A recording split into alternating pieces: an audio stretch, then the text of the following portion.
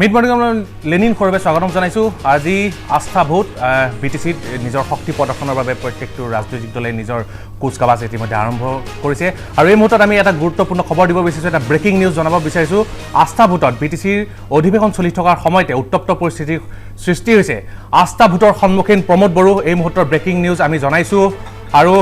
বৰ্তমান উত্তপ্ত পৰিস্থিতি অধিৱেশনত বিটিচিৰ আৰু যি আস্থা ভোটৰ প্ৰক্ৰিয়া তাৰ পূৰ্বে বিপিএফে অভিযোগ উত্থাপন কৰিছে গণতন্ত্ৰ হত্যা কৰাৰ অধ্যক্ষৰ বিৰুদ্ধে গুৰুত্বপূৰ্ণ অভিযোগ। আস্থা ভোটৰ পূৰ্বে উত্তপ্ত সদন, বিটিচিৰ সদনত এয়া উত্তপ্ত পৰিস্থিতি। হাতে হাতে প্লে কাৰ্ড লৈ বিপিএফৰ পাৰিষদসকলে এয়া প্ৰতিবাদ সাব্যস্ত কৰিছে অধিৱেশন থলীত আৰু আমি লগতে জনাইছো যে অধ্যক্ষৰ বিৰুদ্ধে গুৰুত্বপূৰ্ণ অভিযোগ উত্থাপন হৈছে গণতন্ত্ৰক হত্যা কৰাৰ অভিযোগ বিপিএফৰ। আৰু এই মুহূৰ্তত আমি জনাইছো যে উত্তপ্ত ইমানেই হৈছে যে পৰিস্থিতি অধ্যক্ষৰ টেবুলত থকা অধ্যক্ষৰ মাইক্ৰফোন ভাঙি পেলোৱা হৈছে অধিৱেশনৰ ভিতৰত আৰু বৰ্তমান যি আস্থা ভোটৰ প্ৰক্ৰিয়া আজি আৰম্ভ হোৱাৰ কথা আছিল সেয়া কিন্তু বৰ্তমান স্থগিত হৈ আছে। আস্থা ভোটৰ সন্মুখীন হোৱাৰ কথা আছিল, আজি নিজৰ শক্তি প্ৰদৰ্শনৰ কথা আছিল আৰু আমি পোনে পোনে এই মুহূৰ্তত আমি লৈ যাব বিচাৰিছোঁ কোকৰাঝাৰলৈ, য'ত এনেধৰণৰ এক পৰিস্থিতিৰ সন্মুখীন হৈছে প্ৰত্যেকটো ৰাজনৈতিক দলেই। বৰ্তমান বিপিএফে নিজৰ শক্তি প্ৰদৰ্শনৰ কথা কৈছিল, ইউপিএফে বিজেপিয়ে এই মুহূৰ্তত যি পৰিৱেশৰ সন্মুখীন হৈছে, আজিৰ দিনটোত এই অধিৱেশন সুচাৰুৰূপে সম্পন্ন হ'বনে নহয় তাক লৈ এতিয়া এক ডাঙৰ প্ৰশ্ন। আমি পোনে পোনে আমি দেখুৱাব বিচাৰিছোঁ বিটিচিৰ অধিৱেশন থলীত কেনেধৰণৰ এক পৰিৱেশনৰ সূচনা হৈছে।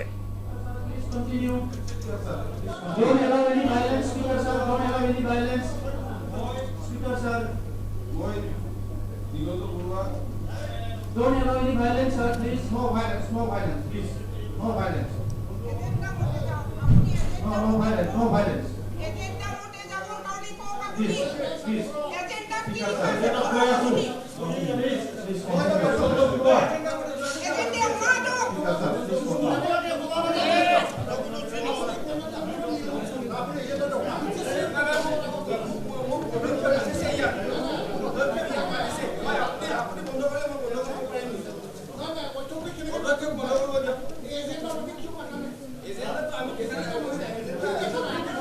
Please continue.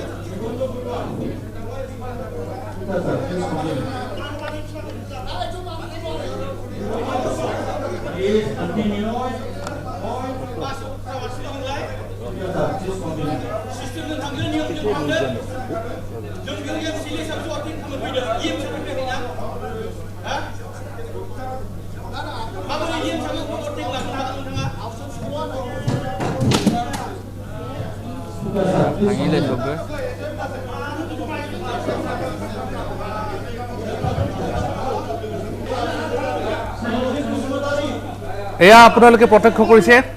অধ্যক্ষৰ টেবুলত থকা মাইক্ৰফোন আজুৰি আনি ঠেকেচি ভাঙি পেলাইছে বিপিএফৰ পাৰিষদে।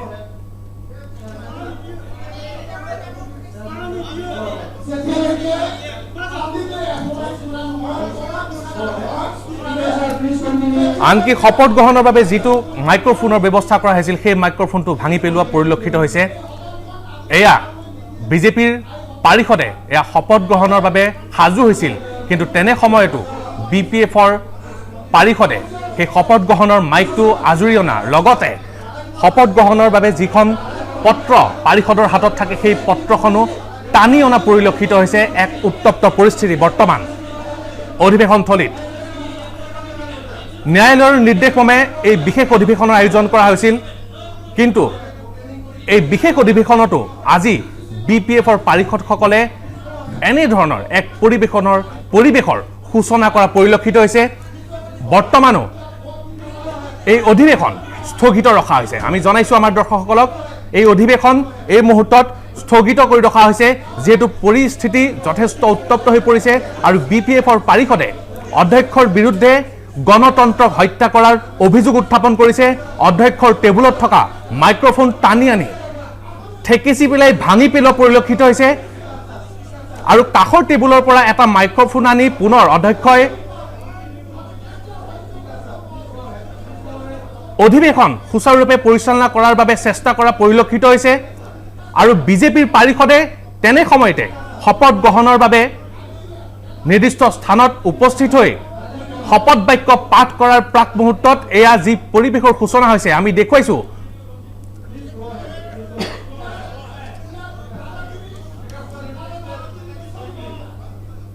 স্থগিত কৰি ৰখা হৈছিলে কিন্তু পুনৰ অধিৱেশন আৰম্ভ হৈছে আমি পোনপটীয়া সম্প্ৰচাৰলৈ গৈছো এয়া পোনপটীয়াভাৱে দেখুৱাইছো পুনৰ সুস্থিৰ হৈছে কিছু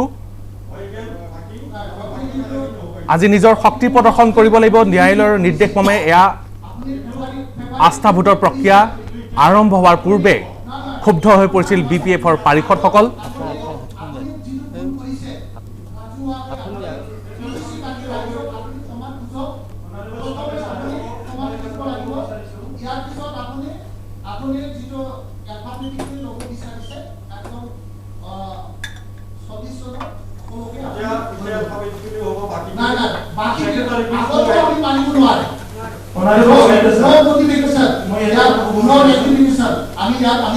মানিব নোৱাৰো আপুনি বিটিসি বাকি ৰাইজক আপুনি অপমান কৰিছে প্ৰথমে আপুনি অপমান কৰা নাই আপুনি ক্ষমা খুজিছে আপুনি ক্ষমা খুজিব আমি বিটিসি আমি এতিয়ালৈকে আমি পৰম্পৰাগত আপুনি ভাইলেশন কৰিছে এই কাৰণে আপুনি এজেন্ডা কৰিছে এসপাৰ এজেন্ডা আপুনি হাউসত এটা অনাৰেবল স্পিকাৰ স্যাৰ জি সকল আপুনি প্ৰতিশ্ৰুতি দিছে আমাৰ প্ৰতিশ্ৰুতি সকলে ইলিগেলি তেনেকুৱা প্ৰস্তাৱবিলাক আনি আছে গতিকে ভৰ্তিটো ভালকে হৈ যাব লাগে মই অনুৰোধ কৰিছো আমি বহুত নতুন মানুহ ইয়াতে আহিছো গতিকে হাউসৰ বিচাৰিছো আপুনি যাব লাগে আমি ইলেক্টেড মেম্বাৰ হয় আজি দিনত কিন্তু হাউসৰ বিজনেস হ'ব অনাৰেবল হাইকোৰ্টৰ আমাৰ ভৰ্তিটো আছে ভালকে হৈ যাব লাগে আগতে আমি জানাৰ অধিকাৰ আছে আমাৰ ৰাইটস টু কিছুমান মেম্বাৰ আছে হাউস টু যে আপনি হাউস কৰি আছে কেনেকা শুনিব কাইন্ডলি হাউস টু কেনেকা শুনিব আমি আপনাকে জানার অধিকাৰ আছে ৰাইটস টু আমি জানাৰ অধিকাৰ আছে আপনি হাউসখন কেনেকা চলাব হাউস কেনেকা আমি হাউসত আমি কেনেকা সেশন হ'ব লাগিব হাউসত আমি কেনেকা মেইনটেইন কৰিব লাগিব আপনি এইটো আমি জানাৰ অধিকাৰ আছে না আমি মানিব নোৱাৰো আমি কোনোদিন মানিব নোৱাৰে যিসকলে কৈছে তেখেতসকলে মানে ফেভাৰিটিজম কৈছে we cannot border the favoritism no practice should be implemented in the house the favoritism practice ya কোনোদিন হ'ব নোৱাৰে আপুনি কৰিলে হাউস এজন কৰি পালে আকৌ গতিকে ইয়াতে মোৰ ধাৰণা অনুৰূপ গতিকে যিহেতু হাউস কন্ট্ৰল কৰি পালে আকৌ কমিটি ষ্টাৰ্ট কৰিছে সকলোৰে বিশ্বাস আছে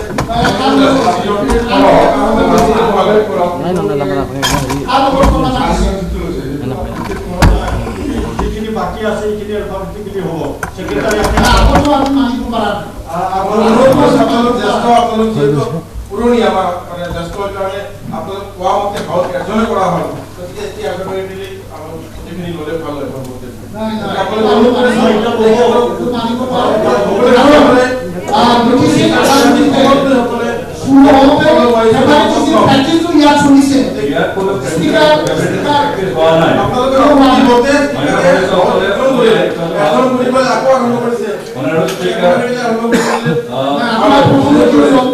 আপনি সেকেন্ডত কি হবো হোয়াট ইজ দ্য ব্যাকগ্রাউন্ড আপনার সেকেন্ডত কি হবো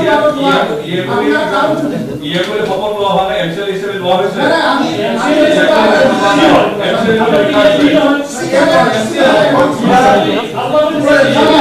আপনার সেকেন্ড কিছু বারো ওয়াট আপনার ব্যাকগ্রাউন্ড ছিল আপনার যে সেকেন্ডত মনে লাগে ভাই যে আমি হাইকোর্টের অনারেবল স্পিকার স্যার হাইকোর্টের অর্ডারটো অবমাননা করার কারো অধিকার নাই আমি দেখুৱাইছো যি অধিৱেশনথলী উত্তপ্ত হৈ পৰিছে আৰু অধিৱেশনথলী উত্তপ্ত হোৱাৰ কাৰণ আমি জনাব বিচাৰিছোঁ প্ৰথমে অধ্যক্ষই ক্ৰম অনুসাৰে পাৰিষদসকলৰ নাম শপত গ্ৰহণৰ বাবে মাতিব লাগিছিল বুলি অভিযোগ উত্থাপন কৰিছে কিন্তু ক্ৰম অনুসাৰে পাৰিষদসকলৰ নাম নামাতি কাৰ্যবাহী সদস্যসকলক প্ৰথমে শপত গ্ৰহণৰ বাবে আমন্ত্ৰণ জনোৱাৰ বিৰোধিতা কৰিছে বিপিএফে আৰু এই ক্ষেত্ৰত বিপিএফৰ গুৰুতৰ অভিযোগ অধ্যক্ষই গণতন্ত্ৰক হত্যা কৰিছে আৰু বিটিসি নিৰ্বাচনৰ যি পৰিৱেশ সেই পৰিৱেশ সকলোৱে দেখি আছে, সকলোৱে ইয়াত দৃষ্টি নিবদ্ধ কৰি ৰাখিছে। নিৰ্বাচনৰ পিছতেই পাৰিষদসকলক লৈ অনা হৈছিল গুৱাহাটীলৈ, গুৱাহাটীৰ হোটেল লেলিত নজৰবন্দী কৰি ৰখা হৈছিল। তাৰপিছত হাগ্ৰামাৰ মহিলাৰ হুংকাৰৰ পিছত পাৰিষদসকলক শ্বিলঙলৈ লৈ যোৱা হৈছিল। ন্যায়ালয়ৰ দ্বাৰস্থ হৈছিল BPF আৰু ন্যায়ালয়ৰ নিৰ্দেশ মৰ্মে এই বিশেষ অধিৱেশনৰ আয়োজন কৰা হৈছিল। আস্থা ভোটৰ আজি আস্থা ভোটৰ জৰিয়তে নিজৰ চৰকাৰ গঠনৰ শক্তি প্ৰদৰ্শনৰ কথা আছিল, কিন্তু তাৰ পূৰ্বেই এনেধৰণৰ এক পৰিৱেশৰ সূচনা হৈছে অধিৱেশনথলীত। আৰু এই BTC নিৰ্বাচন সন্দৰ্ভত BTCৰ আস্থা ভোট প্ৰসংগত আমি আলোচনা কৰিম। বৰ্তমান ৰাজনৈতিক যি পৰিৱেশ, ৰাজনৈতিক যি প্ৰেক্ষাপট, সেই সন্দৰ্ভত কথা পাতিম। বৰাকত ভাৰতীয় জনতা পাৰ্টীৰ ৰাজ্যিক কাৰ্যনিৰ্বাহ অনুষ্ঠিত হৈ আছে, তাত বিশেষকৈ কেনেধৰণৰ ৰণকৌশল সেই সন্দৰ্ভত কথা পাতিম। আৰু আজিৰ মিড মৰ্ণিঙত এই আটাইকেইটা প্ৰসংগত আলোচনাৰ বাবে আমি বহুকেইগৰাকী আমি অতিথিক আমন্ত্ৰণ কৰি আনিছিলোঁ। দুলু আহমেদ, যুৱ নেতা দুলু আহমেদ আজি অতিথি হিচাপে আমাৰ মাজত উপস্থিত আছে। আমাৰ মাজত আছে কংগ্ৰেছৰ ৰমেশ বৰদলৈ আমাৰ মাজত উপস্থিত আছে। অসম জাতীয় পৰিষদৰ উপেন নাথ আমাৰ মাজত উপস্থিত আছে। প্ৰত্যেকটো বিষয় পুংখানুপুংখভাৱে আজি মিড মৰ্ণিঙত আমি আলোচনা কৰিম। এইখিনিতে সময় হৈছে এক বাণিজ্যিক বিৰতি লোৱাৰ। বিৰতিৰ পিছত পুনৰপূৰ্ণে যাম কোকৰাঝাৰলৈ।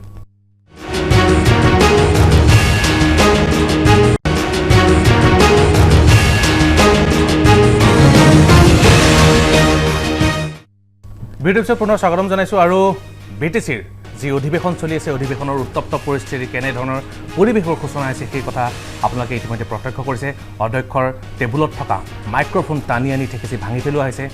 পাৰিষদে শপত বাক্য পাঠ কৰিবলৈ লোৱাৰ মুহূৰ্তত পাৰিষদৰ হাতৰ পৰা সেই শপত বাক্য পাঠ কৰিবলগীয়া পত্ৰখনো টানি আনি অনা হৈছে। তাৰপিছত কিন্তু এতিয়া বৰ্তমান সেই শপত গ্ৰহণ অনুষ্ঠান চলি আছে। এই সমগ্ৰ বিষয় সন্দৰ্ভত আমি কথা পাতিম। প্ৰথমতে আমি যাব বিচাৰিছোঁ দুলু আহমেদ, আপোনাৰ ওচৰলৈ আমি যাব বিচাৰিছোঁ। ইতিমধ্যে সকলো দৃশ্য আপুনি প্ৰত্যক্ষ কৰিলে, আৰু এই মুহূৰ্তত এটা কথাই সকলোৰে মনত আজিৰ তাৰিখত সাধাৰণ ভোটাৰৰ মাজত মনত এটাই প্ৰশ্ন যে অসমত কেনেধৰণৰ এক ৰাজনৈতিক পৰিৱেশ চলি আছে। BTC নিৰ্বাচনে কিন্তু অনাগত সন্মুখত থকা 2021 বিধানসভা নিৰ্বাচনৰ যি হ'বলগীয়া যি পৰিৱেশ পৰিস্থিতি তাৰ যেন এক ইংগিত দিছে। দুলু আহমেদ, চাওক, আজি যিটো BTC গঠনৰ যিটো আস্থা ভোটৰ প্ৰক্ৰিয়াটো চলি আছে উচ্চ ন্যায়ালয়ৰ নিৰ্দেশ মতে, এটা কথা কিন্তু মই আজি কেইদিনমানৰ পৰা লক্ষ্য কৰি আছোঁ, হাগ্ৰামা মহিলাৰী ডাঙৰীয়াৰ যিবিলাক মন্তব্য আৰু এই যিবোৰ BJP আৰু বা UPPLৰ যিবিলাক সদস্য গুৱাহাটীৰ হোটেলত বন্দী কৰি ৰাখিছে, বা কিবা এটাতো নিশ্চয় এটা খেলিমেলি এটা আছে। আৰু হাগ্ৰামা মহিলাৰীৰ যিখিনিক মই কনফিডেঞ্চ দেখি আছোঁ, তেখেতে যি ধৰণৰ মন্তব্য দি আছে সংবাদ মাধ্যমত যে BTCত ময়ে চৰকাৰ গঠন কৰিম, কিন্তু সেইফালৰ পৰা আপুনি এটা নিশ্চিত থাকক, আজি চাওক আস্থা ভোটৰ আগমুহূৰ্তত যিটো খেলিমেলি লাগিছে, কিবা কাৰণত ধৰি লওক শাসনাধিষ্ঠ চৰকাৰখনৰ যেতিয়া সমৰ্থন থাকিব, কিবা কাৰণত যদি আস্থা ভোটত তেখেতসকলে জয়ী হৈ যায়, চৰকাৰখনো গঠন কৰে, কিন্তু আপুনি চাব পিছৰ প্ৰক্ৰিয়াত আকৌ তাতে সেই হাঁহিটো হাগ্ৰামা মহিলাৰী ডাঙৰীয়াই মাৰিব যেন মোৰ এটা অনুভৱ হৈ আছে। গতিকে এইবোৰ মানে ধৰি লওক আপুনি কামৰ জৰিয়তে পাব। আৰু এটা ভাল হৈছে কি, এই যিটো ন্যায়ালয়ৰ যিটো আদেশ, একফালৰ পৰা চাব গ'লে ৰাজনীতিৰ যিকোনো ধৰি লওক গোচৰ যেতিয়া ৰুজু হয়, অকণ ন্যায়ালয়ৰ আদেশবোৰ অকণমান দীঘলীয়া হৈ যায়। গতিকে সেই সুস্থিৰ চৰকাৰ এখন আশা কৰিব নোৱাৰি। এইটো মানে আপুনি মানে আজি আস্থা ভোটৰ পিছত চাব, যদি কিবা কাৰণত তাতে UPPL আৰু BJPৰ চৰকাৰখনো হয়, সেইখনো আকৌ সুস্থিৰ এখন চৰকাৰ আশা কৰিব নোৱাৰি। গণতন্ত্ৰত আন এটা কথা আছে, যেতিয়া গণতন্ত্ৰত এখন চৰকাৰ যেতিয়া চলি থাকে, চৰকাৰ যদি অত্যধিক যদি শক্তিশালী হয়, বিৰোধী যদি দুৰ্বল হয়, তেতিয়াহ'লে বিভিন্ন ধৰণৰ গণতন্ত্ৰত অৰাজকতা চলাৰ সম্ভাৱনা থাকে। এই মুহূৰ্তত কিন্তু শাসক পক্ষ যেনেধৰণে যেনেধৰণৰ পৰিৱেশৰ সূচনা হৈছে, যেনেধৰণৰ ৰাজনৈতিক এক পৰিৱেশ চলি আছে, এই ক্ষেত্ৰত যদি ৰাজনীতিকসকলক যিমানে আমি জগৰীয়া নকৰোঁ কিয়, বিৰোধী হিচাপে বিৰোধীয়ে যেনেধৰণে শক্তিশালী ভূমিকা ল'ব লাগিছিল, ক'ৰবাত যেন বিৰোধীও দুৰ্বল, সেই কথাই কিন্তু আজিৰ পৰিৱেশৰ বাবে বিৰোধীক কিন্তু জগৰীয়া কৰিব লাগিব। ৰমেশ বৰদলৈ, আচলতে বিৰোধীয়ে তেওঁলোকৰ ভূমিকা, আমাৰ বিৰোধী দলে ভূমিকা ঠিকমতে পালন কৰি আছে, কিন্তু কথাটো হৈছে কি, শাসকীয় দল আজি BJP শাসনত আছে, তেওঁলোকে আচলতে গণতন্ত্ৰকে হত্যা কৰিছে। তেওঁলোকে বিৰোধীয়ে কি কৈছে, আচলতে গঠনমূলকভাৱে যদি গ্ৰহণ কৰে, তেতিয়াহ'লে নিশ্চয় গণতন্ত্ৰ ছাকচেছত সহায় হ'লহেঁতেন, কিন্তু তেওঁলোকে কাকো মনা নাই। আজি আপোনালোকে দেখিছে, আজি BTC আস্থা ভোটৰ যি অধিৱেশন আৰম্ভ হৈছে, তাত যদি তেওঁলোকে ঠিকমতে যদি আস্থা ভোটৰ কাম কাজ আৰম্ভ কৰিলেহেঁতেন নিশ্চয় BPF-এ তেনেকৈ এটা হাই হুলস্থুল সৃষ্টি নকৰিলেহেঁতেন গতিকে এইবিলাকে এটা অশনিক সংকেত আনিছে গণতন্ত্ৰৰ এটা অশনিক সংকেত কঢ়িয়াই আনিছে আৰু এই ক্ষেত্ৰত সদায় বিৰোধী পক্ষক শাসকীয় পক্ষই তেওঁলোকক গঠনমূলক হিচাপে দিহা পৰামৰ্শবিলাক গ্ৰহণ কৰিব লাগে গতিকে এইখিনিতে এটা কথা ক'ব বিচাৰিছোঁ দলীয় আভ্যন্তৰীণ যিবিলাক কণ্ডল সেই কণ্ডল সন্দৰ্ভত আমি মন্তব্য দিবলৈ নাযাওঁ কিন্তু বিৰোধীৰ যি ভূমিকা হ'ব লাগে সেই সন্দৰ্ভত কিন্তু আমি মন্তব্য কৰিম কংগ্ৰেছৰ ভিতৰুৱা অন্তঃকণ্ডলৰ বাবেও কিন্তু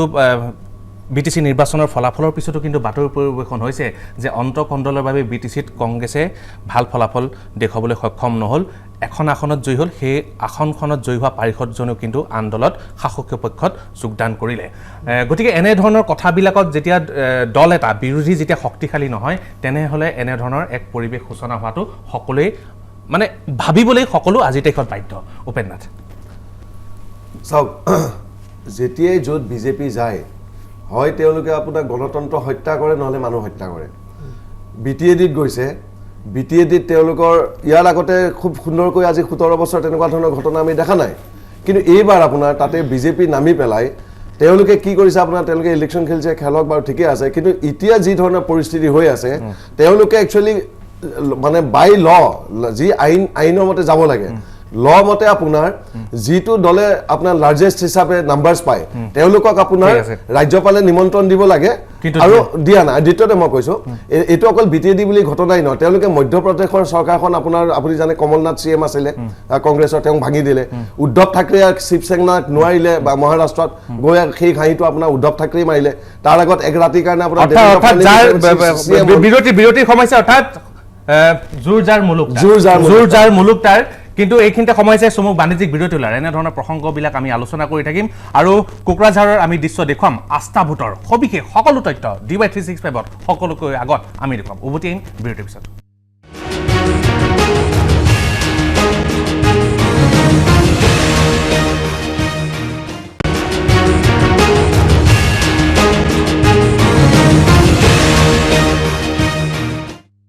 বিৰতিৰ পিছত পুনৰ স্বাগতম জনাইছোঁ আৰু BTCৰ যি অধিৱেশন চলি আছে আজি আস্থা ভোটে ভাগ্য নিৰ্ণয় কৰিব যে চৰকাৰ কাৰ যেহেতু ন্যায়ালয়ৰ নিৰ্দেশত আজি আস্থা ভোট আৰু বিশেষ অধিৱেশনত এতিয়া শপত গ্ৰহণ অনুষ্ঠান চলি আছে আৰু শপত গ্ৰহণ অনুষ্ঠানৰ পিছতে আস্থা ভোট হ'ব আৰু এইবাৰ কিন্তু আস্থা ভোট ধনী ভোট নহ'ব এইবাৰ BPF-ৰ দাবী অনুসৰি বেলটত নিজৰ আস্থা ভোট প্ৰদান কৰিব পাৰিষদসকলে আৰু যি ৰাজনৈতিক পৰিৱেশ সন্দৰ্ভত আমি আলোচনা কৰি আছোঁ আৰু এই মুহূৰ্তত আমি আমাৰ দৰ্শকসকলক জনাব বিচাৰিছোঁ বহু ভোটাৰৰ মাজত যি পৰিৱেশ চলি আছে বহু ভোটাৰ কিন্তু অসন্তুষ্ট কিন্তু বহু ভোটাৰৰ মনত এতিয়া বিকল্প নাই গতিকে এই প্ৰসংগত আমি আলোচনা কৰিম আৰু আমি পুনে পুনৰ কংগ্ৰেছৰ নেতা ৰমেশ বৰদলৈ আমি আপোনাৰ ওচৰলৈ আহিছোঁ আপুনি কিছু কথা কৈ আছিলে যে দলীয় অন্তঃকণ্ডলৰ বাবে এই কথাটো নৎসাত কৰিব নোৱাৰি দলীয় অন্তঃকণ্ডলৰ বাবে বিৰোধীয়ে যেনেধৰণে তিৱা নিৰ্বাচনতে হওক তিৱা নিৰ্বাচনটো চৰকাৰ গঠনৰ দাবী কৰিছিল BTC নিৰ্বাচনটো চৰকাৰ গঠনৰ দাবী কৰিছিল কিন্তু দলীয় অন্তঃকণ্ডলৰ বাবে দুইটা নিৰ্বাচনত শোচনীয় পৰাজয় হ'বলগীয়া হ'ল আকৌ 2021ত যদি এনেধৰণৰ হয় মুখ্যমন্ত্ৰী সৰ্বানন্দ সোণোৱালে কালি 104খন আসন লাভৰ দাবী কৰিছে কাৰ্যনিৰ্বাহকত যদি সঁচাই 104খন আসন লাভ কৰে একক সংখ্যাগৰিষ্ঠ দল হিচাপে যদি বিজেপিয়ে যদি শক্তিশালী দল হিচাপে যদি চৰকাৰ গঠন কৰে আৰু বিৰোধী যদি দুৰ্বল হয় আকৌ এনেধৰণৰ পৰিৱেশৰ সূচনা হ'ব গতিকে আপোনালোকে কেনেধৰণে 2021ৰ নিৰ্বাচনক কেনেধৰণে প্ৰত্যাহ্বান হিচাপে লৈছে আচলতে আপুনি যিটো কথা কৈছে যে দলীয় অন্তঃকণ্ডল আমাৰ দলত কোনো অন্তঃকণ্ডল নাই মতভেদ থাকিব পাৰে কিন্তু মতভেদ থকাটো এইটো নহয় যে আমাৰ দলীয় অন্তঃকণ্ডল আছে কাৰণ আমাৰ দলটো হৈছে এটা ডাঙৰ দল আৰু আমাৰ সদস্য সংখ্যাও বেছি আমাৰ গতিকে তাত আমাৰ কিছু মতভেদ থাকিব কিন্তু দলীয় অন্তঃকণ্ডল মুঠেই নাই আৰু এটা কথা আপোনাক কৈছোঁ যে অহা 2021 নিৰ্বাচন আমাৰ কংগ্ৰেছ দলে সংখ্যাগৰিষ্ঠ লাভ কৰিব আৰু কংগ্ৰেছ দলে চৰকাৰ কৰিব আৰু তিৱা নিৰ্বাচনৰ সম্পৰ্কত আপোনালোকে যিটো কৈছে সেই কথাটো আচলতে মই একমত নহয় কাৰণ কথাটো এনেকুৱা এই যে BTCত আজি যিটো পৰিস্থিতিৰ সৃষ্টি হৈছে সেই একেটা পৰিস্থিতি তিৱা নিৰ্বাচনত তেওঁলোকে সৃষ্টি কৰিছে আপোনালোকে জানে তেওঁলোকে গণতন্ত্ৰ হত্যা কৰিছে তেওঁলোকে আমাৰ কংগ্ৰেছৰ প্ৰাৰ্থী নমিনেশ্যন দিবলৈ আহোঁতে তেওঁৰ অভিভাৱকৰ হাতত যিবিলাক কাগজ পত্ৰ আছে তেওঁলোকে নমচন দিয়া DC কোৰ্টৰ ওচৰত এই মানুহজনক এৰেষ্ট কৰিছে কাগজ পত্ৰ লৈ তেওঁ এৰেষ্ট কৰি থানাত বহাই থৈছে নি গতিকে আমাৰ প্ৰাৰ্থিত্ব দিব পৰা নাই যাৰ বাবে আমাৰ সেই চিটটো তাৰ পাছদিনাখন আমাক ৰিটাৰ্ণিং অফিচাৰে কৈছিল যে আপোনালোকে 11 বজাৰ আগত যদি নমিনেশ্যনৰ পেপাৰ যিখিনি কাগজ প্ৰয়োজন আছে দিয়ে তেতিয়া হ'ব বুলি কৈছিল তাকো তেওঁলোকে দাবী ধমকি দি পীযুষ হাজৰিকাৰ দৰে মিনিষ্টাৰে ৰমাকান্তিৰ দৰে MLA দাবী ধমকি দি সেই কাগজ নোলোৱা কৰিলে আৰু তাৰ বাবে আমাৰ প্ৰাৰ্থী এটা আমি হেৰাব লগা হৈছে আৰু তদুপৰি তেওঁলোকে বিভিন্ন ঠাইত তেওঁলোকে বাই ফ'ৰ্চ কৰিছে জোৰ জবৰদস্ত কৰিছে এইটো কি বোলে তেওঁলোকে গণতন্ত্ৰ হত্যা কৰিছে প্ৰকৃত গণতন্ত্ৰ তেওঁলোকে ছাকচেছ হ'বলৈ দিয়া নাই গতিকে এনেধৰণৰ মনোভাৱ ৰাইজে অনুভৱ কৰিছে আৰু মই আপোনাক কৈছোঁ 2021 চনত আমাৰ কংগ্ৰেছে চৰকাৰ কৰিব আৰু 2016 চনত বিজেপিয়ে চৰকাৰ কৰাটো 2021 বিধানসভা নিৰ্বাচনৰ কাৰণে কংগ্ৰেছৰ কাৰণে আশীৰ্বাদ মূল্যবোধৰ ৰাজনীতি দুলু আহমেদ মূল্যবোধৰ ৰাজনীতি নাইকিয়া হৈ গৈছে কিছু সময় পূৰ্বে আমি দেখা পালোঁ হাগ্ৰামা মহিলাই শপত গ্ৰহণ হৈ গ'ল প্ৰমোদ বৰে হেণ্ডশ্বেক কৰিছে হাগ্ৰামা মহিলাৰী এনেধৰণৰ দৃশ্যবিলাক দেখিলে সঁচাই ভাল লাগে এনেধৰণৰ দৃশ্যবিলাক সকলোৱে আশা কৰে আৰু এতিয়া যি অস্থিৰ এক পৰিৱেশ সেই অস্থিৰ পৰিৱেশ কিমান দিনলৈ BTCত থাকিব সেই কথা হয়তো আজিৰ তাৰিখত কোনেও কৈ দিব নোৱাৰে আজি যদি আস্থা ভোটত কোনোবাই চৰকাৰ গঠন কৰেও অস্থিৰতা কিন্তু থাকি যাব এই ক্ষেত্ৰত দুলু আহমেদ আপোনাৰ পৰা জানিব বিচাৰিছোঁ ইতিমধ্যে কংগ্ৰেছৰ ফালৰ পৰা কৈছে যে দলীয় অন্তৰ্কণ্ডল নাই কিন্তু এটা কথা ক'ব লাগিব যে শক্তিশালী বিৰোধী হ'লে এনেধৰণৰ অস্থিৰতা কিন্তু নাথাকিলেহেঁতেন দলীয় অন্তৰ্কণ্ডল কিন্তু নৎসাত কৰিছে ৰমেশ বৰদলৈ দুলু আহমেদ ৰমেশ বৰদলৈ ডাঙৰীয়াই যিখিনি ক'লে যে কংগ্ৰেছ দলত দলীয় অন্তৰ্কণ্ডল নাই বুলি এইটো খুব হাস্যকৰ বিষয় কিন্তু মুকলি বিদ্ৰোহ হৈছে কংগ্ৰেছ দলত আৰু আপুনি চাব এই যেতিয়া BTDৰ ইলেকশ্যনৰ ফলাফল ঘোষণা হ'ল হোৱাৰ পিছত তাতে কংগ্ৰেছে 14খনত খুব সম্ভৱ প্ৰাৰ্থিত্ব দিছিলে তাৰে এখন পালে আৰু যিগৰাকী সভাপতি ৰিপুণ বৰা কংগ্ৰেছ দলৰ তেখেতৰ ষ্টেটমেণ্ট আছিল যে আমি খাতা খুলিছোঁ আমাৰ আগতে এখনো নাছিল খুব এইটো চাব দেই খুব লাজ লগা কথা খাতা খুলিছোঁ এখনো নাছিল হেলিকপ্টাৰত যাই প্ৰচাৰ কৰি কোনো ধৰণৰ প্লেনিং নাই এগৰাকী জিকিছে আৰু সেইগৰাকী প্ৰাৰ্থী আপুনি মই তেতিয়া কংগ্ৰেছ দলত থাকোঁতে মই সেইবিলাক অভিযোগ মই দিছিলোঁ যে এইবিলাক বিজেপিয়ে প্ৰজেক্ট কৰিছে আৰু এইবিলাক কিছুমান জয়লাভ কৰাৰ পিছত যাব আৰু কিছুমান ইটোৱে যাব সেইটো প্ৰমাণো হ'ল গতিকে মই ক'ব খুজিছোঁ কোনটো সেইখিনি সময়ত এটা জেগাৰ কাৰণে কৈছিলে যে একদম নিলজ্জৰ নিচিনা যে আমি খাতা খুলিছোঁ আমাৰ একো বেয়া হোৱা নাই ঠিক আছে তুমি খাতা খুলিছা বেয়া হোৱা নাই সেইগৰাকীকো ৰাখিব নোৱাৰিলে তাৰপিছত হিমন্ত বিশ্ব শৰ্মা ডাঙৰীয়াৰ ষ্টেটমেণ্ট চালোঁ যে 2021 যি 20-25 গৰাকী তেনেকুৱা কৈছে এতিয়া ৰমেশ বৰদলৈ এটা খুব হাঁহি উঠা কথা কৈছে যে চৰকাৰ গঠন কৰিব 10ৰ সংখ্যাৰ ভিতৰত থাকিব আৰু চৰকাৰ গঠন কৰাৰ কথা আহিয়ে নপৰে পৰৱৰ্তী যিটো নিৰ্বাচন হ'ব আঞ্চলিক শক্তি অগপক বাদ দি জাতীয় পৰিষদে হওক বা ৰাইজৰ দলে হওক যদি একতা হৈ নিৰ্বাচনটো খেলে বিজেপিৰ লগত প্ৰতিদ্বন্দ্বিতা হ'ব কংগ্ৰেছটো 10ৰ সংখ্যাৰ ভিতৰত থাকিব আৰু দ্বিতীয়তে এই মই যিটো ক'লোঁ যে BTDত এখন পোৱাৰ কাৰণে গৌৰৱ কৰিছে আপুনি যদি উল্টা এটা কাউণ্টাৰ বিচাৰে আপোনালোকে সংবাদ মাধ্যমত ৰিপুণ বৰাৰ পৰা বিচাৰিব লাগে যে তিৱা ইলেকশ্যনত যেতিয়া এখন পালে তেতিয়া তিৱা ইলেকশ্যনত যোৱাবাৰ 16খন আছিল কংগ্ৰেছৰ এখন 16খনৰ পৰা এখন হ'ল কিন্তু তেওঁৰ মন্তব্য এতিয়ালৈ অহা নাই 16খনৰ পৰা এখন কিয় হ'ল তেওঁৰ কথা হ'ল যে চকীখন ধৰি ৰাখিব লাগে কংগ্ৰেছ ধ্বংস হৈ যাওক আৰু বাকী নাই আৰু ৰমেশ বৰদলৈ যিটো কথা কৈছে বহুত আমাৰ কৰ্মী আছে কৰ্মী এটাকৈ গৈ আছে আজি অঞ্জন তাণ্ডৱৰ নিচিনা এগৰাকী জ্যেষ্ঠ নেত্ৰী ভুৱনেশ্বৰ কলিতাই কওক বা আৰু বহু গৈছে গতিকে কংগ্ৰেছ দলটো এটা সময়ত খালি নামেই থাকিব এইখিনিতে ক'বলগীয়া কথা এটাই যে কংগ্ৰেছ দলৰ ভিতৰত কি হৈছে কি নাই এয়া ক'বলগীয়া নাই কিন্তু গণতন্ত্ৰ সুস্থিৰ হ'ব বাবে বিশেষকৈ ৰাইজক আশ্বস্ত কৰিবৰ বাবে বিৰোধী যোনেই নহওক কিয় কাইলৈ যদি ভাৰতীয় জনতা পাৰ্টিও বিৰোধী হয় কংগ্ৰেছেই বিৰোধী হয় তাত আমাৰ ক'বলগীয়া কোনো নাই কিন্তু বিৰোধী কিন্তু শক্তিশালী হ'ব লাগে এইখিনিতে আমি কালি কাৰ্যনিৰ্বাহকত যি ইতিমধ্যে বৰাকত ভাৰতীয় জনতা পাৰ্টিৰ ৰাজ্যিক কাৰ্যনিৰ্বাহক চলি আছে ৰঞ্জিত দাসৰ আমি এক মন্তব্য শুনাব বিচাৰিছোঁ ৰঞ্জিত দাসে মন্তব্য কৰিছে যে ৰাইজৰ দল আৰু জাতীয় পৰিষদে এখনো যদি আসন পায় ব্যক্তিগত সম্পত্তি ৰাইজৰ দল আৰু জাতীয় পৰিষদক দি দিব আৰু মুখ্যমন্ত্ৰীয়ে কৈছে 104খন আসন পাব যদি সঁচাই 104খন আসন ভাৰতীয় জনতা পাৰ্টিয়ে পায় ভাৰতীয় জনতা পাৰ্টিৰ বাবে ভাল কথা কিন্তু গণতন্ত্ৰৰ বাবে সেয়া ভাল কথা হ'ব জানো ৰঞ্জিত দাসৰ মন্তব্য এই মুহূৰ্তত আমি শুনাব বিচাৰিছোঁ আপোনালোকক সমস্ত জীৱনৰ সম্পত্তি অৰ্পণ কৰি দিম তেওঁলোকৰ পাৰ্টিৰ নামত দি দিম নাই এইটোতো চেলেঞ্জ জিৰ' চেলেঞ্জ বুলি ভাবোঁ আমাৰ প্ৰত্যাহ্বানবিহীন নিৰ্বাচন এইটো হ'ব বৰাক ভেলীত আহি পেলাই এটা চিট জিকাওক মই চাৰা জীৱনৰ সম্পত্তি তেওঁলোকক দি দিম এটা চিট জিতোৱা দূৰৰ কথা 10,000 ভোট লৈ যাওক না বৰাক ভেলীত যিকোনো এটা সমষ্টিত আহি পেলাই, কাৰ্বি আংলঙৰ এটা সমষ্টিত আহি 10,000 ভোট লৈ যাওক,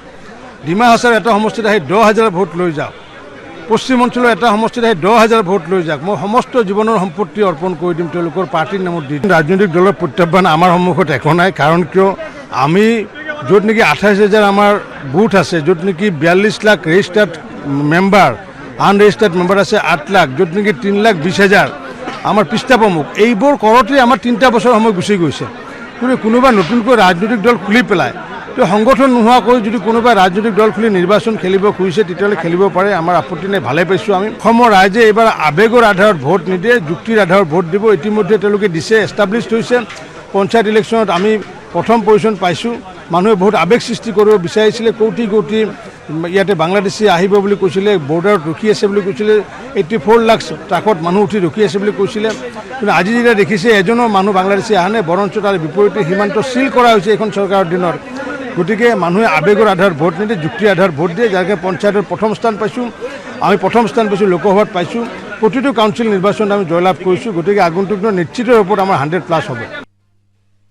এয়া আছিল ৰঞ্জিত দাসৰ মন্তব্য। ৰঞ্জিত দাসৰ মন্তব্যত আত্মবিশ্বাস আপোনালোকে প্ৰত্যক্ষ কৰিছে, সাংগঠনিক ভেটিৰ কথা কৈছে, পৰিষদীয় নিৰ্বাচনৰ ফলাফলৰ কথা কৈছে, লোকসভা নিৰ্বাচনৰ ফলাফলৰ কথা কৈছে, আৰু ইমান আত্মবিশ্বাস যে কোনোবা এটা নতুনকৈ গঠন হোৱা ৰাজনৈতিক দলে যদি এখনো আসন পায়, ব্যক্তিগত সম্পত্তি সেই ৰাজনৈতিক দলক দান দি দিব বুলি কৈছে উপেন্দ্ৰনাথ। প্ৰথম কথা হ'ল তেখেতক মই কেইটামান প্ৰশ্ন সুধি লওঁ মিষ্টাৰ ৰঞ্জিত দাস ডাঙৰীয়াক, যে অসমত আজি বৰ্তমান 38 লাখ নিবনুৱা আছে। বৰ্তমান প্ৰায় আপোনাৰ 1.5 কোটি আপোনাৰ মানুহ আজি দৰিদ্ৰ সীমাৰেখাৰ তলত বাস কৰি আছে। আজি বাগজানৰ জুই কাষৰ মানুহে আজি পুনৰ সংস্থাপনৰ কাৰণে তেওঁলোকে কান্দি আছে। তলাতল ঘৰৰ সন্মুখৰ ৰাইজৰ তেওঁলোকে দোকান পোহাৰ ভাঙি দিছে, তেওঁলোকে প্ৰতিবাদ কৰিছে, সেই মানুহখিনি পুনৰ সংস্থাপন দিয়া নাই। আজি যেতিয়া বানপানী আহে তেতিয়া 33খন জিলাৰ 32খন জিলা আপোনাৰ ডুব যায়, আৰু তেওঁ কৈছে তেওঁ বোলে 104খন আসন পাবা, আৰু আমাক কৈছে কেইখন আমি বোলে জিৰ' ক'লে তেওঁ। এতিয়া মই কৈছোঁ ৰঞ্জিত দাস ডাঙৰীয়াই 2021 নিৰ্বাচনত হাৰি আছে, তেওঁ যোন সমষ্টিতে নুঠক। আৰু লগতে মই কৈছোঁ যে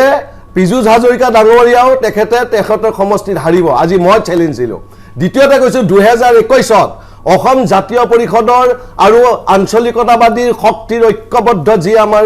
চুনামি, সেই চুনামিত ৰঞ্জিত দাস ডাঙৰীয়া তেওঁলোকৰ অহংকাৰ, বিজেপিৰ যি আপোনাৰ তেওঁলোকে যি আপোনাৰ অসমত অৰাজকতাৰ সৃষ্টি কৰিছে, গণতন্ত্ৰ হত্যা কৰিছে, কা আন্দোলনৰ নামত তেওঁলোকে 5জন ডেকা ল'ৰাক অসমীয়া ল'ৰাক হত্যা কৰিছে, কাৰ জৰিয়তে অসমীয়া জাতিক অসমক ত্ৰিপুৰাৰ দৰে বনাব বিচাৰিছে। অসমখন আপোনাৰ ত্ৰিপুৰা হ'ব নিদিয়ে অসমীয়া ৰাইজে। গতিকে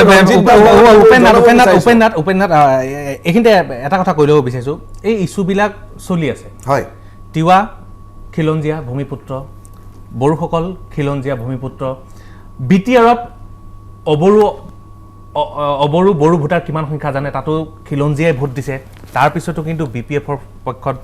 কিমান ভোট গৈছে আপোনালোকে গম পায়, বিজেপিৰ পক্ষত কিমান ভোট গৈছে গম পায়, কংগ্ৰেছৰ পক্ষত কিমান ভোট গৈছে গম পায়, কিহৰ বাবে আচলতে গৈছে। আৰু এইখিনিতে সময় হৈছে চমু বাণিজ্যিক বিৰতি লোৱা, আৰু বিৰতিৰ পিছত আমি আস্থা ভোট প্ৰসংগত কথা পাতিম। আৰু কালি যিহেতু শ্বিলঙৰ পৰা পাৰিষদসকলক হোটেল ৰেডিচন ব্লুত ৰখা হৈছিলে, তাত হিমন্ত বিশ্ব শৰ্মাৰ এখন বিশেষ বৈঠক হৈছিলে পাৰিষদসকলৰ লগত। সেই বৈঠক সন্দৰ্ভত বিৰতিৰ পিছত আমি বিতংভাৱে আলোচনা কৰিম।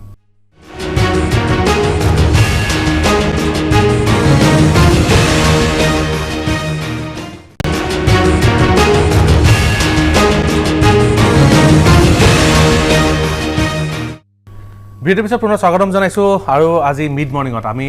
BTCৰ আস্থা ভোট সন্দৰ্ভত কথা পাতি আছোঁ। আৰু এই মুহূৰ্তত আমি জনাইছোঁ যে পাৰিষদসকলৰ কেনে দুৰ্গতি হৈছিলে সকলোৱে জানে।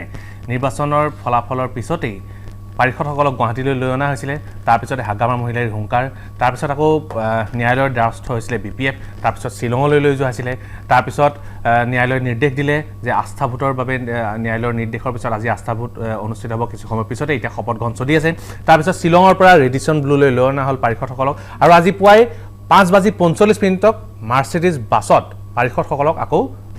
BTRলৈ লৈ যোৱা হ'ল, তাত আস্থা ভোটৰ বাবে। আৰু কালি নিশা হোটেল ৰেডিচন ব্লুত এখন বৈঠক অনুষ্ঠিত হৈছিল। হিমন্ত বিশ্ব শৰ্মা সেই বৈঠকত উপস্থিত আছিল, প্ৰমোদ বড়ো আছিল। পাৰিষদসকলক হিমন্ত বিশ্ব শৰ্মাই বুজনি দিছিল ভোট যাতে বেলেগলৈ নাযায়, কিন্তু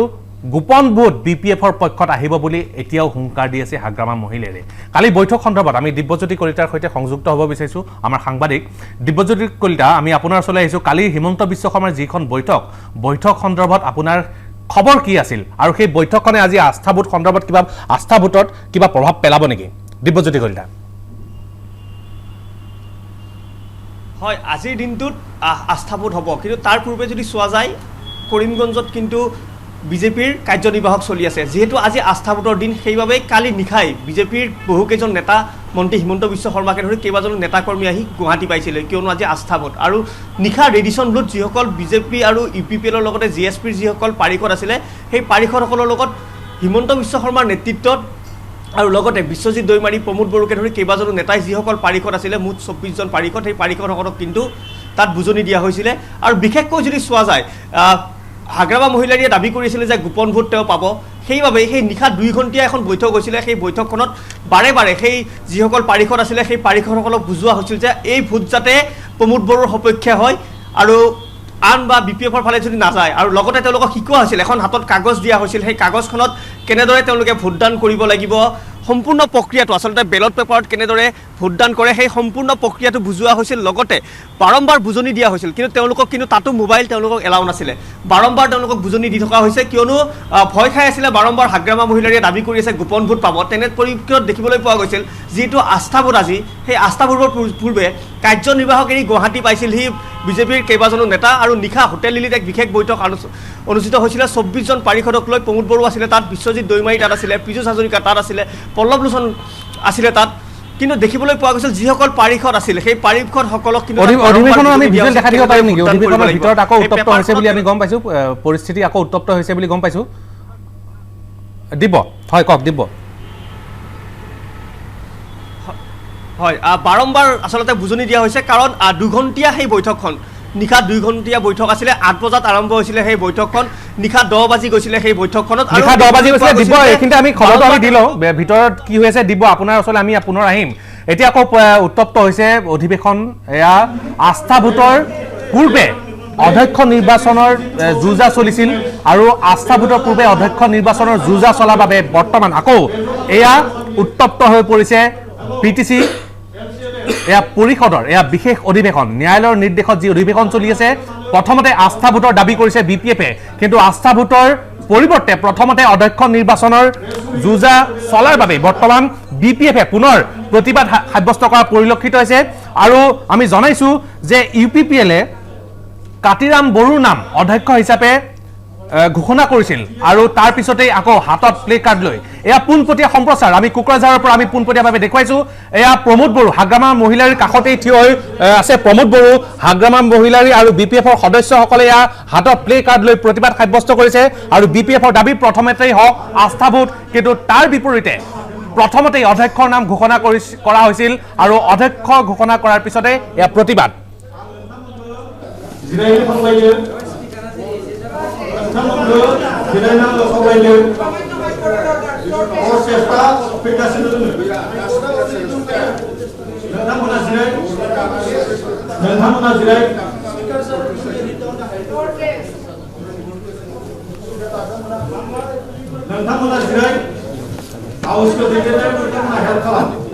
Please cooperate with me. Please cooperate with me. Please cooperate with me. Please cooperate with me.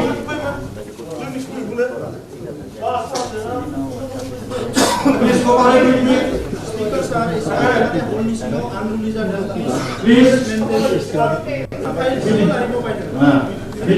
বাৰম্বাৰ প্ৰতিমা অধ্যক্ষই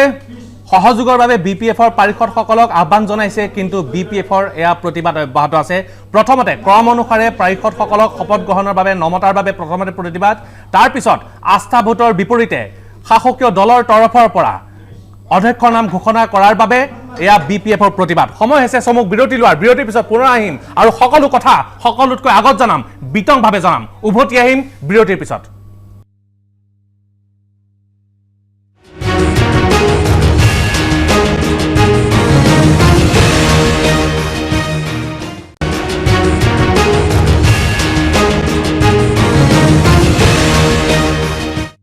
ভিডিঅ' পুনৰ স্বাগতম জনাইছোঁ আৰু পুনৰ উত্তপ্ত হৈছে কোকৰাঝাৰত BTC পৰিষদৰ যি অধিৱেশন বিশেষ অধিৱেশন চলি আছে আমি পোনপটীয়াভাৱে আমি দেখুৱাইছোঁ আকৌ উত্তপ্ত হৈছে পুনৰ আমি জনাইছোঁ প্ৰতিবাদ অব্যাহত থকাৰ মাজতেই অধ্যক্ষৰ নিৰ্বাচন সম্পন্ন হৈছে কাতিৰাম বড়োক ইতিমধ্যে অধ্যক্ষ হিচাপে ঘোষণা কৰা হৈছে আৰু UPPL বিজেপি আৰু GSPৰ পাৰিষদসকলে হাত দাঙি প্ৰমোদ বড়োক সমৰ্থন জনাইছে আৰু আস্থা ভোটৰ আগে এই প্ৰতিবাদ চলি থকাৰ মাজতে অধ্যক্ষৰ নাম নিৰ্বাচিত হোৱাক লৈ এয়া BPFৰ প্ৰতিবাদ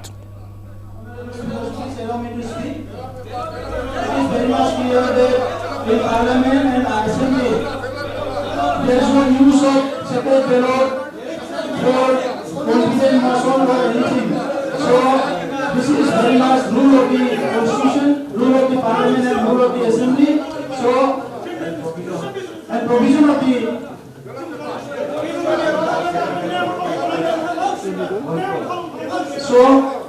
the house is already over. So I will request you to declare the house.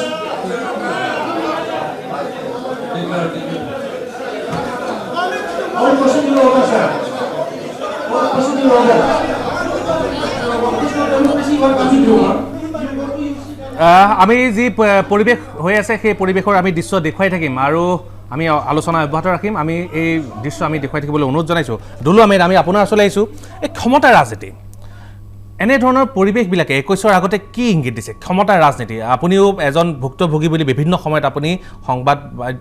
সংবাদমেল সম্বোধন কৰিছে বিভিন্ন সময়ত আপোনাকো সৰভা পৰিলক্ষিত হৈছে আজি BTCত যেনেধৰণৰ এক পৰিৱেশৰ সূচনা হৈছে 2021ৰ আগে এই ক্ষমতাৰ ৰাজনীতিয়ে গোটেই পৰিৱেশটো বিনষ্ট কৰি পেলাইছে অনাগত দিনত এজন যুৱ নেতা হিচাপে উত্তৰ পুৰুষক আপুনি কি ক'ব বিচাৰিব আৰু এই মুহূৰ্তত আমি জনাব বিচাৰিছোঁ যে আস্থা ভোটত প্ৰমোদ বড়োক জয়ী বুলি ঘোষণা কৰা হৈছে আমি ফুল স্ক্ৰীনত দেখাবৰ কাৰণে অনুৰোধ জনাইছোঁ হাত দাঙি UPPL GSP আৰু বিজেপিৰ পাৰিষদসকলে হাত দাঙি প্ৰমোদ বড়োক সমৰ্থন জনায় আৰু তাৰ পিছতেই অধ্যক্ষই এয়া খুব খৰতকীয়াকৈ হোৱা যেন পৰিলক্ষিত হ'ল আমি জানিব পাৰিছিলোঁ যে বেলটত এবাৰ ভোট হ'ব এবাৰ বেলটত আস্থা ভোট হ'ব কিন্তু ধনী ভোট নহয় এবাৰ এই পৰিষদৰ যি বিশেষ অধিৱেশনত আস্থা ভোট চলি আছে কিন্তু তাৰ মাজতেই এই প্ৰতিবাদ চলি থাকিল অধ্যক্ষও নিৰ্বাচিত হ'ল প্ৰমোদ বড়োকো এয়া মুখ্য সচিব হিচাপে ঘোষণা কৰা হ'ল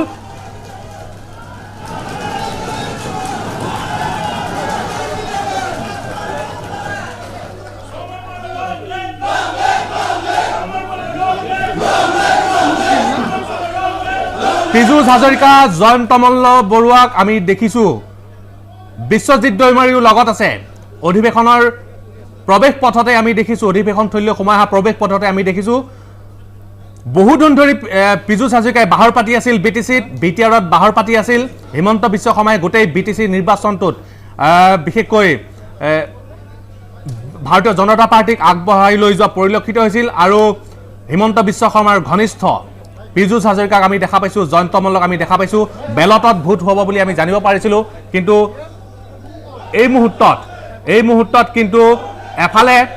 বিজয় উৎসৱ আনফালে প্ৰতিবাদ BPFৰ প্ৰতিবাদ চলি থাকিল অধ্যক্ষ নিৰ্বাচিত হ'ল হাত দাঙি UPPL GSP ভাৰতীয় জনতা পাৰ্টিয়ে প্ৰমোদ বড়োক সমৰ্থন কৰিলে আৰু লগে লগে ঘোষণা হ'ল প্ৰমোদ বড়ো BTCৰ নতুন মুখ্য কাৰ্যবাহী সদস্য আৰু পাৰিষদসকল এয়া UPPL ভাৰতীয় জনতা পাৰ্টি আৰু GSPৰ পাৰিষদসকল ওলাই যোৱা পৰিলক্ষিত হৈছে কিন্তু এতিয়াও সদনৰ ভিতৰত BPFৰ পাৰিষদসকল দুলু আহমেদ আমি এই দৃশ্য দেখুৱাই থাকিবৰ কাৰণে অনুৰোধ জনাইছোঁ দুলু আহমেদ কি ক'ব এই পৰিৱেশ দেখি কি ক'ব আপুনি এটা কিন্তু এইটো খুব মানে লাজৰ বিষয় যে গণতন্ত্ৰত এই ধৰণৰ নিৰ্বাচিত যিটো প্ৰক্ৰিয়া আপুনি অলপ আগে কৈছিলে যে বেলটত হ'ব বুলি এতিয়া উচ্চ ন্যায়ালয়ৰ যিটো আদেশ এই আদেশটো ধৰি লওক বেলটত হ'ব দিয়াৰ কথা আছিলে না মইতো এতিয়ালৈ নিশ্চিত নহয় যদি কিবা কাৰণত উচ্চ ন্যায়ালয়ৰ আদেশটো বেলটৰ জৰিয়তে BPFে দাবী কৰিছিল BPFে দাবীটো বাৰু দাবীটো সকলোৱে কৰিব পাৰে কিন্তু মই অলপ আগে আপোনালোকক কৈছিলোঁ যে যদিও প্ৰমোদ বড়োৰ চিফ বুলি ঘোষণা হয় তাৰ পিছৰ পৰিস্থিতি কিন্তু আকৌ আপুনি চাব হাগ্ৰামা ইমান শান্ত হৈ বহি থকা তেখেত তেনেকুৱা ইমান শান্ত হৈ বহি থকা নেতা তেখেত নহয় গতিকে কিন্তু পিছৰ পৰ্যায়ত কি হয় কি নহয় এই মুহূৰ্তত মই ক'ব নাযাওঁ কিন্তু এই ধৰণৰ যিটো নিৰ্বাচিত প্ৰক্ৰিয়া হাত দাঙি চিঞৰ বাহৰ সদনৰ ভিতৰত তাতে দেখিলোঁ জয়ন্ত মল্ল আৰু পীযুষ হাজৰিকা ডাঙৰে তাত বাহিৰত ৰখি আছে এইবিলাকে মানে পৰৱৰ্তী যিবোৰ নিৰ্বাচন সেই নিৰ্বাচনৰ এটা অশুভ সংকেত দিয়া বুলি ক'লেও ভুল নহয় উপেন নাথ হাত দাঙি সমৰ্থন জনালে প্ৰমোদ বড়োক তাৰপিছত খুব হৰ্ষোল্লাস বিজয় উৎসৱ যেন হৈ গ'ল অধিৱেশনৰ ভিতৰত থলীত তাৰপিছত জয়ন্ত মল্ল আৰু পীযুষ হাজৰিকাই হাত বাউলি পাৰিষদসকলক মাতিলে শাসকীয় পক্ষৰ পাৰিষদসকলক মাতিলে পাৰিষদসকল ওলাই গ'ল আৰু প্ৰতিবাদ কিন্তু চলাই থাকিল BPF-এ উপেন নাথ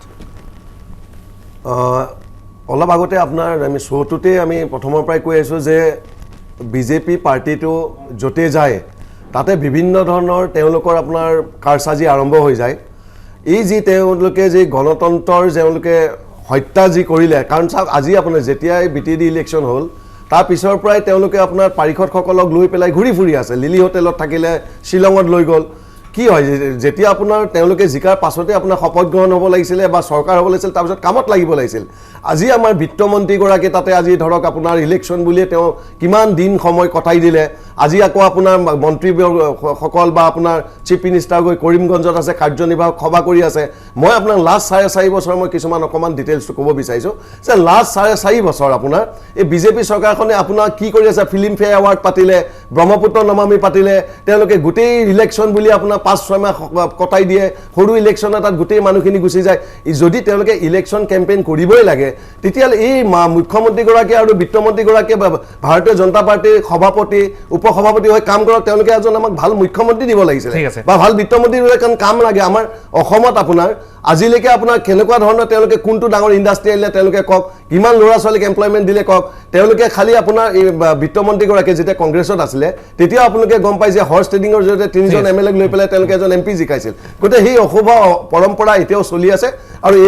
এইবোৰ নিশেষ হ'ব কাৰণে 2021ত আঞ্চলিকতাবাদী শক্তি চৰকাৰ হ'ব লাগে আৰু তাৰ কাৰণে ৰাইজক আমি আহ্বান জনাইছোঁ এইখিনিতে জনাব বিচাৰিছোঁ যে কোকৰাঝাৰত আমাৰ সাংবাদিক মুন গোস্বামী আছে বিৰতিৰ সময় আছে বিৰতিৰ পিছত আমি মুন গোস্বামীৰ সৈতে যোগাযোগ স্থাপন কৰিম আৰু আচলতে আজি বিশেষ অধিৱেশনত কি হ'ল বিতংভাৱে মুন গোস্বামীৰ পৰা আমি জানিবৰ কাৰণে চেষ্টা কৰিম উভতি আহিম বিৰতিৰ পিছত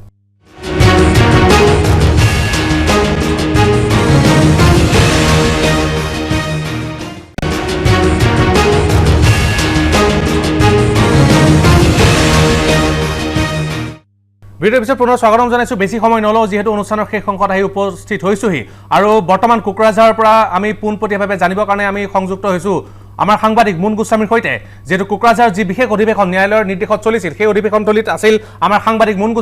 মুন গোস্বামী আমি আপোনাৰ ওচৰলৈ আহিছোঁ আৰু আপোনাৰ পৰা জানিব বিচাৰিছোঁ প্ৰথমতে এটা কথা আছিল যে BPF-এ দাবী কৰিছিল বেলটত হ'ব আস্থা ভোট তাৰপিছত আমি দেখা পালোঁ যে হাত দাঙি UPPL GSP আৰু ভাৰতীয় জনতা পাৰ্টীৰ পাৰিষদসকলে প্ৰমোদ বড়োক সমৰ্থন জনালে আৰু প্ৰতিবাদ চলি থাকিল প্ৰতিবাদৰ মাজতে প্ৰমোদ বড়োক মুখ্য কাৰ্যবাহী সদস্য হিচাপে ঘোষণা কৰা হ'ল প্ৰমোদ বড়োৰ পৰা আমি মন্তব্য জানিবৰ কাৰণে চেষ্টা কৰিম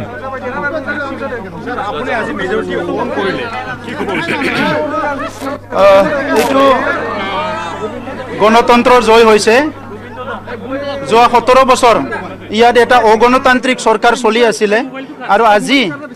এটা গণতান্ত্ৰিক প্ৰক্ৰিয়া নিৰ্বাচিত হৈ আহি আজি যিটো ওট টেকিং চেৰেমনি ইয়াতো আপোনালোকে দেখিবলৈ পালে কি ওট টেকিং চেৰেমনিটো শান্তিৰে হ'ব দিয়া নাই এটা অগণতান্ত্ৰিক প্ৰক্ৰিয়া ভায়োলেন্স কৰিছে ইয়াতে আৰু সেইটোৱে যোৱা 17 বছৰে BTCত হৈ আছিলে ভাৰতবৰ্ষ বিশ্বৰ ভিতৰত সৰ্বশীৰ্ষ এটা গণতান্ত্ৰিক দেশ এই দেশত আজি গণতান্ত্ৰিক প্ৰক্ৰিয়াত পাব্লিক ৰিপ্ৰেজেণ্টেটিভ হৈ আহি যিসকলে এই হাউচত আহিছে সেইসকলৰ ভায়োলেন্স আপোনালোকে দেখিবলৈ পাইছে গতিকে এইটো অতিকৈ দুৰ্ভাগ্যজনক আৰু UPPL BJP আৰু GSP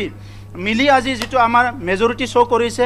আমাৰ গভৰ্ণমেণ্ট অলৰেডি ফৰ্ম কৰা হৈছে আৰু আমাৰ দিনত আমি তেনেকুৱা কোনো অগণতান্ত্ৰিক প্ৰক্ৰিয়া ইয়াতে হ'বলৈ নিদিওঁ ইয়াত ৰাইজৰ চৰকাৰ হ'ব গণতন্ত্ৰ ইয়াতে সদায় থাকিব তেনেকুৱা অগণতান্ত্ৰিক শক্তিবিলাক চিৰদিনৰ কাৰণে সবে ৰাইজে মিলি পেলাই শেষ কৰিব লাগিব আৰু গণতান্ত্ৰিক প্ৰক্ৰিয়াটো ইয়াতে সদায় জীয়াই ৰাখিব লাগিব আমাৰ UPPL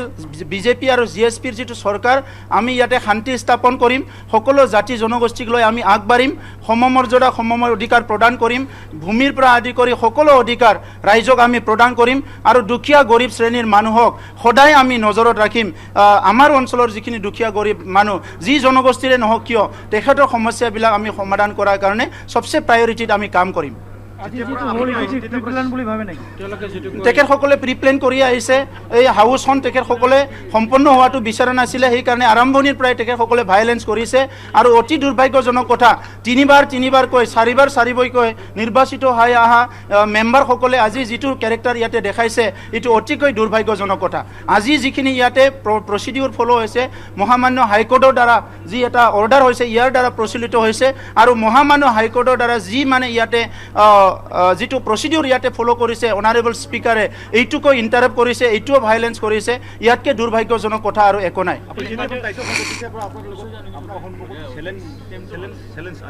নাই এইটো প্ৰত্যাহ্বান থাকিব অগণতান্ত্ৰিক এটা চৰকাৰ চলি আছিলে 17 বছৰে ইমানখিনি ভাইলেঞ্চ হত্যা হিংসা দুৰ্নীতি ভ্ৰষ্টাচাৰ হৈ গ'ল তেখেতসকলে এইটো কৰিবই গতিকে আমি সেইটো ফেচ কৰি পেলাই ৰাইজক তেনেকুৱা সমস্যাৰ পৰা উদ্ধাৰ কৰিম বুলি আজি নিৰ্বাচিত হৈ আহিছোঁ আজি আমাৰ সকলো আজি যিখিনি আমাৰ UPPLৰ আজি ইয়াত নিৰ্বাচিত হৈছে ইয়াত সংগ্ৰামী নেতা গোবিন্দ বসুমতাৰী আছে ইয়াত সংগ্ৰামী নেতা ৰঞ্জিত বসুমতাৰী আছে বিজেপিৰ তৰফৰ পৰা আজি গৌতম দাসকে আদি কৰি গণতান্ত্ৰিক প্ৰক্ৰিয়া বিশ্বাস কৰা কিছুমান যোগ্য ব্যক্তিসকলে নিৰ্বাচন হৈ আহিছে আৰু আমি একেলগে মিলি পেলাই BTR অঞ্চলক সকলো জাতি জনগোষ্ঠীলৈ আগবাঢ়ি যাম সুন্দৰ এটা প্ৰশাসন কৰিম আপুনি দুটা পৰিষদীয় সমষ্টিৰ পৰা জয় হৈছিল যিহেতু 22 গৰাকী পৰিষদে আজি আপোনাৰ সমৰ্থন আপুনি পদত্যাগ পদত্যাগ কৰিছে নেকি হয় মই এটা সমষ্টি আজি এৰি দিছোঁ কিন্তু আমাৰ কাৰণে এটা সমষ্টি দুটা সমষ্টি নহয় 40টা সমষ্টি আমাৰ সমষ্টি 40টা সমষ্টিৰ ৰাইজক আগুৱাই লৈ যোৱাটো আমাৰ দায়িত্ব আৰু কৰ্তব্য এয়া আছিল প্ৰমোদ বড়োৰ মন্তব্য আমি দেখুৱাইছোঁ যে প্ৰমোদ বড়োৱে ইতিমধ্যে মন্তব্য কৰিছে আৰু আমাৰ পোনপটীয়া অসম প্ৰচাৰৰ জৰিয়তে আমি পুনৰ প্ৰমোদ বড়োৰ মন্তব্য শুনাব বিচাৰিছোঁ অধ্যক্ষ হিচাপে নিৰ্বাচিত হৈছে শুভেচ্ছা জনাব মই কাতিৰাম বড়ো ডাঙৰীয়াক অধ্যক্ষ হিচাপে শুভেচ্ছা জনাইছোঁ আৰু অহা 5 বছৰত কাতিৰাম বড়ো ডাঙৰীয়াৰ নেতৃত্বত এটা সুন্দৰ আমাৰ কাউন্সিল চলিব সেইটো মই আশা কৰিছোঁ ইতিমধ্যে সাংবিধানিকভাৱে আনুষ্ঠানিকভাৱে আপুনি আজি সকলো দায়িত্ব যিহেতু হ'ল যিখিনি ন্যায়ালয়তো আছিল সেই বাধাও আঁতৰিল ফাৰ্ষ্ট প্ৰায়ৰিটি কি হ'ব এতিয়া BTC আপোনাৰ সবচে ভাল এটা নিকা আৰু স্বচ্ছ প্ৰশাসন গঢ়ি তুলিব লাগিব আমাৰ ইলেক্টেড যিখিনি কেবিনেট মেম্বাৰ আছে আমি একেলগে বহিম এই খ্ৰীষ্টমাছৰ পিছতে আমি এদিন পিছতে আমি বহিম আৰু আমাৰ যিখিনি এডমিনিষ্ট্ৰেটিভ যিখিনি বিভিন্ন সমস্যা আছে এই সমস্যাবিলাক প্ৰায়ৰিটিত আমি সমাধান কৰিম তাৰপিছত যিবিলাক ৰাইজৰ কাৰণে আগতে যিবিলাক স্কিম ধৰা আছিলে যি স্কিমবিলাকৰ কোনো মানে নিয়ম নীতি ফ'ল' কৰা নাই ৰাইজৰ যিখিনি প্ৰায়ৰিটি কামবিলাক আধৰুৱা হৈ আছে এই কামবিলাক আমি চোৱা চিতা কৰিম আৰু আমি বিচাৰিম কি নিকা আৰু স্বচ্ছ প্ৰশাসন লাগে আৰু সকলো ৰাইজে যাতে এই প্ৰশাসনৰ পৰা কিবা নহয় কিবা সুবিধা পায় নৱনিৰ্বাচিত MCLA সকলে এতিয়া নিজৰ পৰিষদসমূহলৈ যাব ৰাইজৰ মাজলৈ যাব পাৰিব এতিয়া সবে নিজৰ পৰিষদলৈ যাব আৰু বৰদিন আহি আছে অহাকালি বৰদিনৰ সব ৰাইজক শুভেচ্ছা জনাইছোঁ মই হাগ্ৰামা মহিলাৰী ডাঙৰীয়া আৰু তেখেতসকলৰ সদস্যসকলকো মই বৰদিনৰ শুভেচ্ছা জনাইছোঁ আৰু মই আশা কৰিছোঁ হাগ্ৰামা মহিলাৰী ডাঙৰীয়া আৰু তেখেতৰ যিবিলাক কৰ্মকৰ্তা আছে তেখেতৰ যিবিলাক আজি MCLA সকল শপত লৈছে আমাৰ 5 বছৰ চৰকাৰ চলোৱাত সহায় কৰিব বুলি মই তেখেতসকলৰ পৰা আশা কৰিছোঁ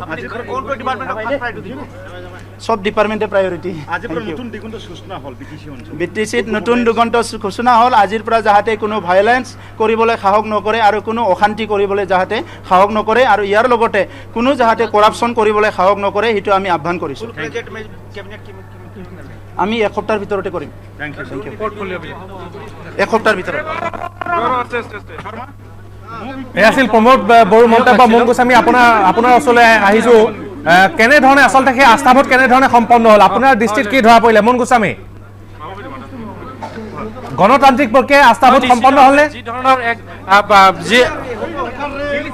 হয় নিশ্চিতভাৱে লেনিন ক'ব লাগিব গণতান্ত্ৰিক প্ৰক্ৰিয়া হৈছে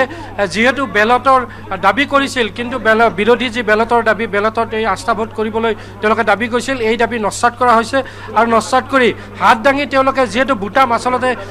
পাৰ্লিয়ামেণ্ট বা এছেম্বলিত বুটাম টিপিব লাগে বুটাম টিপি তেওঁলোকে নিজৰ আস্থা ভোট প্ৰদৰ্শন কৰা হয় যিহেতু ইয়াত পৰিষদীয় বিধানসভা আৰু সেয়েহে এই পৰিষদীয় বিধানসভাত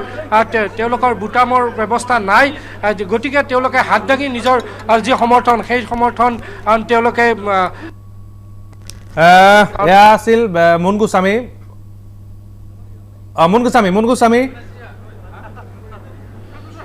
হয় মন গোস্বামী হয় তেওঁলোকে প্ৰদৰ্শন কৰিছে আৰু ইয়াৰ পিছত যিহেতু দুটাকৈ পৰিষদীয় সমষ্টিত প্ৰমোদ বড়োৱে নিৰ্বাচিত হৈছিল তেওঁ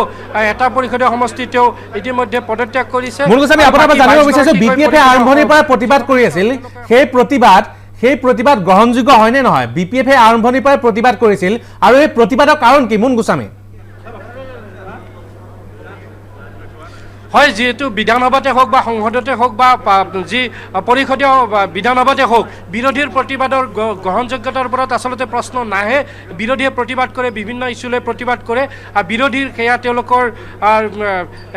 বিৰোধীৰ অধিকাৰ থাকে তেওঁলোকে প্ৰতিবাদ কৰাৰ। কোনোবাটো বিষয়ত তেওঁলোকে মান্তি নহ'ব পাৰে, হয়তো কিবা ইছ্যুত তেওঁলোকে মানি নল'বও পাৰে, কিন্তু বিধানসভা সময়ত যি ধৰণৰ প্ৰক্ৰিয়াৰ মাজেৰে যি নিয়মৰ মাজেৰে এই কাৰ্যসমূহ সম্পন্ন হয় তাত হয়তো কিবা আপত্তি থাকিলে বিৰোধীয়ে প্ৰতিবাদ কৰে। গতিকে তেওঁলোকৰ গ্ৰহণযোগ্যতা আছে। তেওঁলোকে যি ধৰণে এই কাৰ্য প্ৰণালী যি ধৰণে পৰিচালিত হৈছিল তাত তেওঁলোকৰ আপত্তি আছিল, তেওঁলোকে প্ৰতিবাদ কৰিছিল। প্ৰথম তেওঁলোকে প্ৰতিবাদ কৰিছিল যে যি শপত গ্ৰহণৰ সময়ত তেওঁলোকে এলফাবেটিকেলি তেওঁলোকে বিচাৰিছিল, নামৰ ক্ৰমানুসাৰে তেওঁলোকে বিচাৰিছিল, কিন্তু যিসকল EM আছিল তেওঁলোকক প্ৰথমে শপত গ্ৰহণৰ বাবে মতা হৈছিল, গতিকে তাৰ প্ৰতিবাদ কৰিছিল। পৰৱৰ্তী সময়ত অধ্যক্ষই সেই বিষয়টোত তেওঁলোকৰ যি নামৰ ক্ৰমানুসাৰে শপত গ্ৰহণৰ বাবে আপোনাৰ পৰা জানিব বিচাৰিছো যে আস্থা ভোটত পৰাজয়ৰ সম্ভাৱনা দেখি এনেধৰণে কৰিল নেকি? যিহেতু হাত দাঙি প্ৰমোদ বড়োক ইতিমধ্যে মুখ্য কাৰ্যবাহী সদস্য হিচাপে ঘোষণা কৰা হ'ল। BPF আৰম্ভণিৰ পৰাই যিটো কৰিলে, অধ্যক্ষৰ মাইক্ৰফোন টানি আনি মাটিত ঠেকেচি ভাঙি পেলালে, শপত ল'বলগীয়া পাৰিষদৰ শপত বাক্য পাঠ কৰিবলগীয়া পত্ৰখন আজুৰি আনিলে, এনেধৰণৰ যি পৰিৱেশৰ সূচনা হ'ল BPF এই পৰিকল্পিতভাৱে কৰা যেন লাগিলে। সেই কথাটোৱে আচলতে জানিব বিচাৰিছোঁ। হয় লেনিন, এই বিষয়টো ঠিক কৈ দিব পৰা নাযায় যে তেওঁলোকে এই পৰিকল্পিতভাৱে কৰিলে নে কি কথা, এই বিষয়টো তেওঁলোকে জানিব। কিন্তু বিধানসভাত বিৰোধীৰ প্ৰতিবাদৰ তেওঁলোকে প্ৰতিবাদ কৰিব, তেওঁলোকৰ প্ৰতিবাদ কৰাৰ অধিকাৰ থাকে আৰু সেই অধিকাৰ সাব্যস্ত কৰি তেওঁলোকে প্ৰতিবাদ কৰিছিল। আৰু এই তেওঁলোকৰ প্ৰতিবাদক হয়তো কিছু ক্ষেত্ৰত অধ্যক্ষই মানিব বা কিছু ক্ষেত্ৰত নামানিব পাৰে। ঠিক আছে, মুন গোস্বামী আপোনাক ধন্যবাদ জনাইছোঁ। মুন গোস্বামী আপোনাক ধন্যবাদ জনাইছোঁ। যি পৰিৱেশ আমি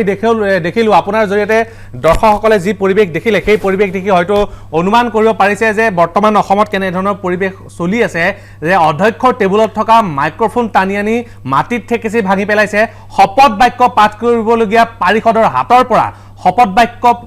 লিখি থোৱা সেই পত্ৰখন আজৰি অনা হৈছে, মাইক্ৰফোন আজৰি অনা হৈছে। আচলতে তাৰ মাজতে প্ৰতিবাদৰ মাজতে আস্থা ভোট হৈ গ'ল। ন্যায়ালয়ৰ নিৰ্দেশ, তাতোতকৈ গুৰুত্বপূৰ্ণ কথা যে ন্যায়ালয়ৰ নিৰ্দেশ, সময় বেছি নাই। দুলু আহমেদ, খুব চমুকৈ কি ক'ব বিচাৰিব? এই অস্থিৰতা অব্যাহত থাকিব খুব চমুকৈ? এই অস্থিৰতা অব্যাহত একেবাৰে মই কৈছোঁ অহা যিটো বিধানসভা নিৰ্বাচন হ'ব, চাব এইবিলাক যেতিয়া চলি থাকে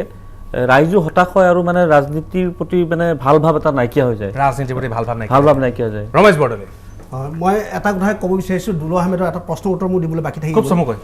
থাকি গ'ল যে তেওঁ কৈছে যে এইবাৰ কংগ্ৰেছ দলে 10খনতকৈ বেছি আসন নাপায়।